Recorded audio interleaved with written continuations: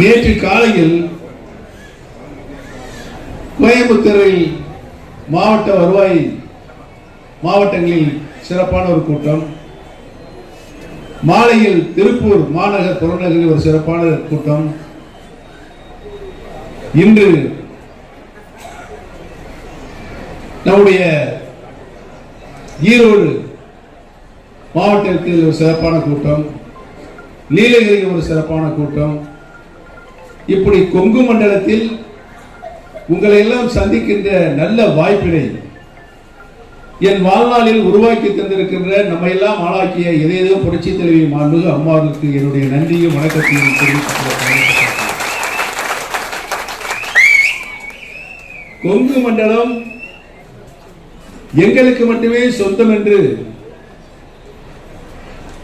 முன்னால் சொல்லிக் கொண்டிருந்தவர் இன்றைக்கு இந்த 2 தினங்களாக அரங்கு போயிருக்கிறார்கள்.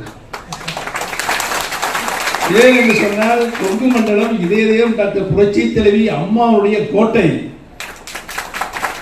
புரட்சி தலைவி அம்மாவுடைய விசுவாசமிக்க தொண்டர்கள் இன்றைக்கு நம் பக்கம் இருக்கிறார்கள்.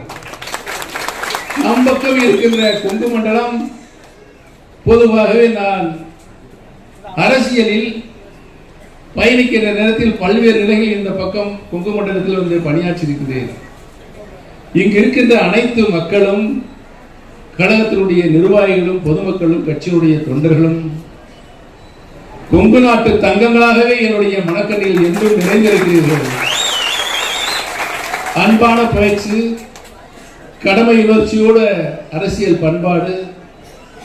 எங்கள் தென்பகுதியிலிருந்து இங்கு வந்து பல்வேறு தொழிற்சாலைகளில், நிறுவனங்களில் பணிகின்ற பொழுது அவர்களை நான் சொல்லி அனுப்புவேன், அந்த பகுதியில் எவ்வாறு கடுமையாக உழைக்கிறார்கள், சாதாரண சிறுபிள்ளை கூட எவ்வாறு மரியாதை கொடுக்கின்றார்கள் என்பதெல்லாம் நல்ல பழக்க வழக்கங்கள் அங்கே இருக்கிறது.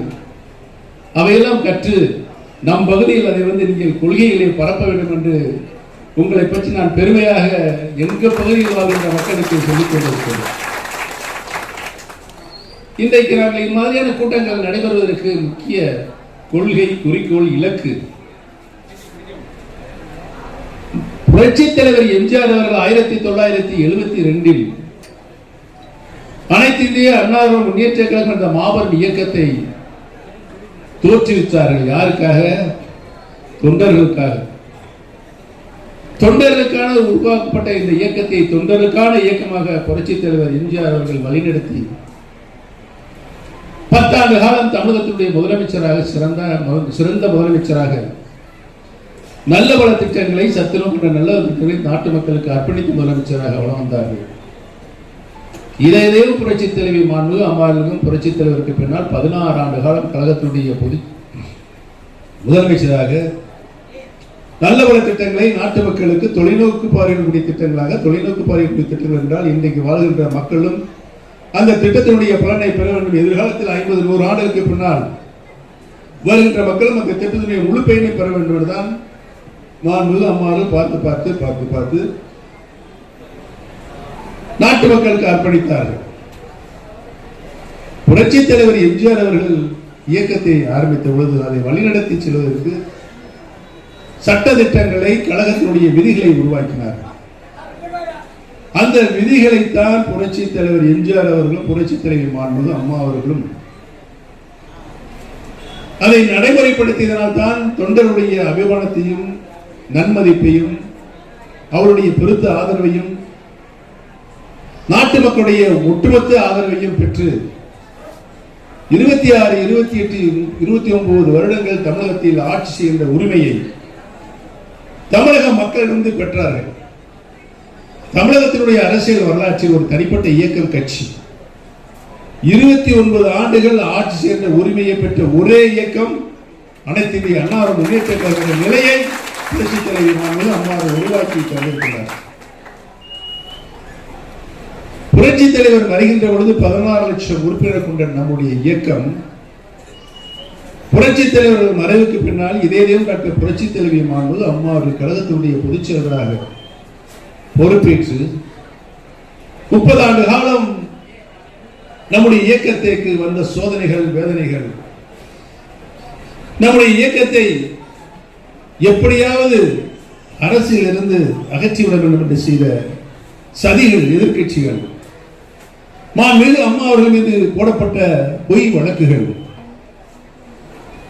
அவருக்கு ஏற்படுத்தப்பட்ட செயற்கையான அவமானங்கள், இவைகளெல்லாம் மாண்புமிகு அம்மா அவர்கள் தாங்கிக் கொண்டு இந்த இயக்கத்தை ஒரு வலுவான இயக்கமாக உருவாக்க வேண்டும் என்று மாண்புமிகு அம்மா அவர்கள் 30 ஆண்டு காலம் அவர்கள் பட்ட பாடு.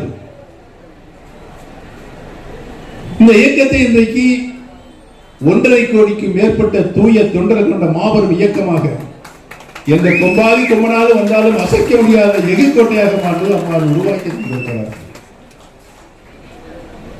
இந்த இயக்கத்தில் சாதாரண தொண்டன் என்று சொன்னாலே நமக்கு தமிழக மக்களிடத்தில் ஒரு நல்ல மதிப்பு மரியாதை. இன்றைக்கு அது கேள்விக்குறியாக்கப்பட்டிருக்கிறது. கேள்விக்குறியாக்கப்பட்டது சொன்னால் பல்வேறு சோதனைகளை கடந்து கழகம் 2ஆக 3ஆக பிரிந்து நாம் இருக்கின்ற நிலையில்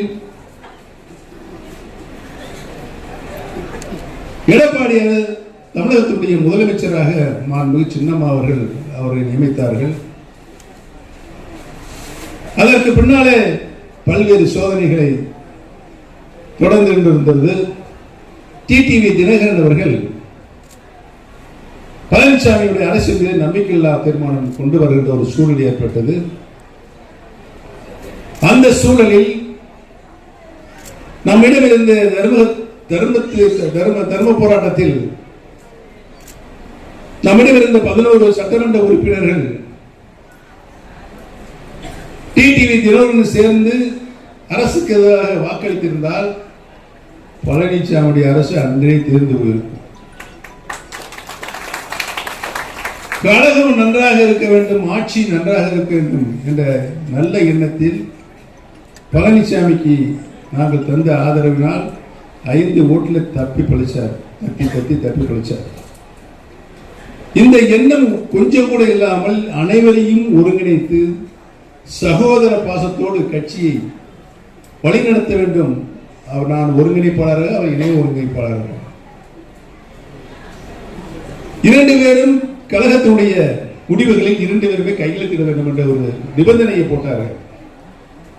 அந்த நிபந்தனையை எதற்கு போட்டார்கள் என்று நான் இந்த மாதிரியான ஒரு பல சோதனைகளை, நம்பிக்கை துரோகங்களை செய்வார்கள் என்று நான் எண்ணவில்லை.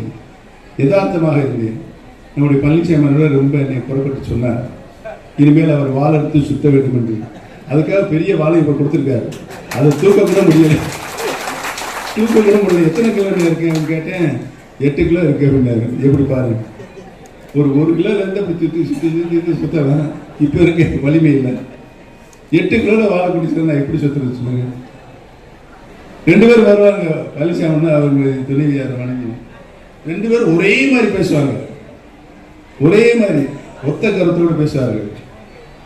இந்த கருத்தோடு பேசுவாங்க. எங்களுக்கு தென் மாவட்டத்தில் தான் இருக்கிறார்கள். ஆனால் எப்படி இந்த கொங்குபட்டியில் இப்படி மாதிரியான ஒரு தம்பதிகள் இருக்கிறார்கள் ஆச்சரியமாக இருக்கிறது.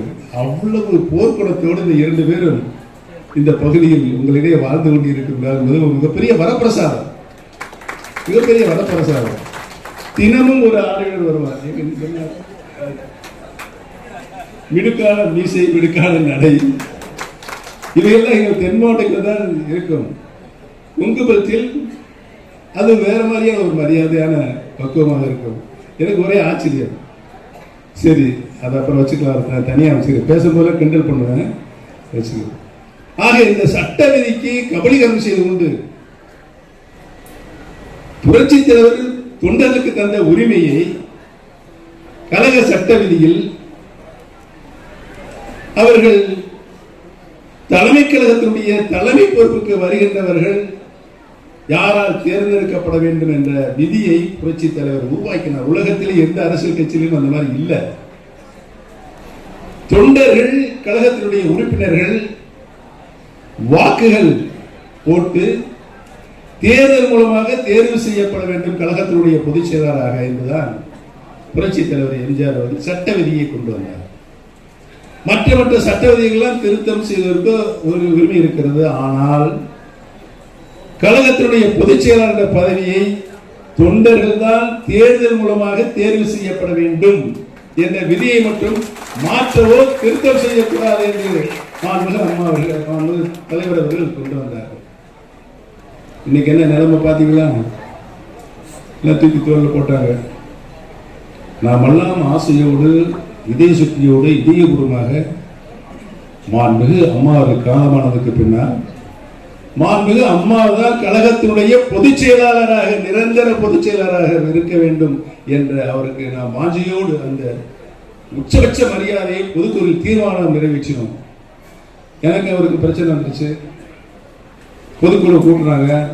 முதல் போட்ட தீர்மானம் கழகத்தினுடைய நிரந்தர பொதுச் செயலாளர் நீக்கம் ரத்து செய்யப்படுகிறது. இல்லையா கொடுமை. 100 ஆண்டுகளுக்கு மேல் வாழ்ந்திருக்க வேண்டிய நம்ம அம்மா குறைந்த வயதில் காலமாவதற்கு கட்சியில் அவர் பட்ட பாடு, கடமை, பொதுமக்களிடத்தில் ஜாதி வித்தியாசம் இல்லாமல் அனைத்து தரப்பட்ட மக்களும் அம்மா அம்மா அம்மா என்று சொல்லக்கூடிய மிகப்பெரிய ஒரு அந்தஸ்தை பெற்ற மாண்புமிகு அம்மா அவர்கள் 30 ஆண்டு காலம் இந்த கழகத்துக்கு ஆட்சிய தியாகத்தை நினைத்துதான் நிரந்தர பொதுச் செயலாளர் என்ற மாண்புமிகு அம்மாவுக்கு தான், அது வேறு யாருக்கு உரிமை இல்லை என்ற தீர்மானத்தை நிறைவேற்றினோம்.